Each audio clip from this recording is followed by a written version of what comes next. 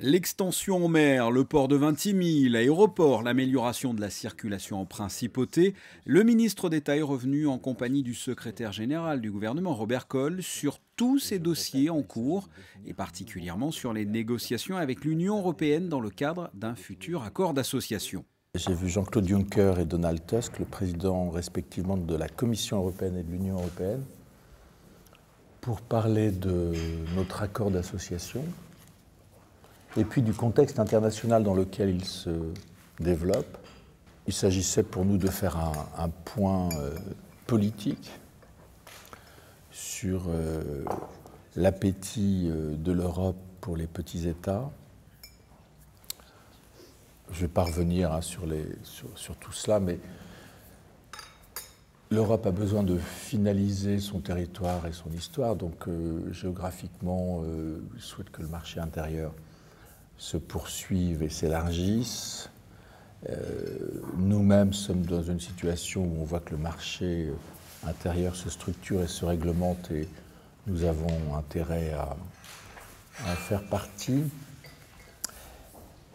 J'ai déjà eu l'occasion de dire que je pensais que notre horizon était européen, mais évidemment, notre avenir était européen.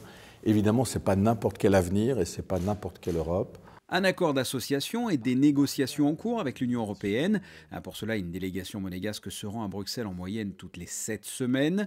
Le ministre d'État a rappelé que c'était un accord d'association et non pas un accord d'adhésion, autrement dit une entrée dans l'Union européenne, et surtout qu'il n'était pas question de brader les spécificités monégasques. Nous devons avancer pas à pas, nous ne sommes pas pressés, et nous devons faire en sorte que les Monégasques puissent vivre, travailler, habiter dans leur pays dans les conditions actuelles, c'est-à-dire que rien ne changera. Mais encore une fois, nous ne sommes pas pressés et nous cherchons un accord équilibré dans la durée. Et Monaco prend son temps, l'Europe prend son temps, parce qu'il y a d'autres priorités en Europe.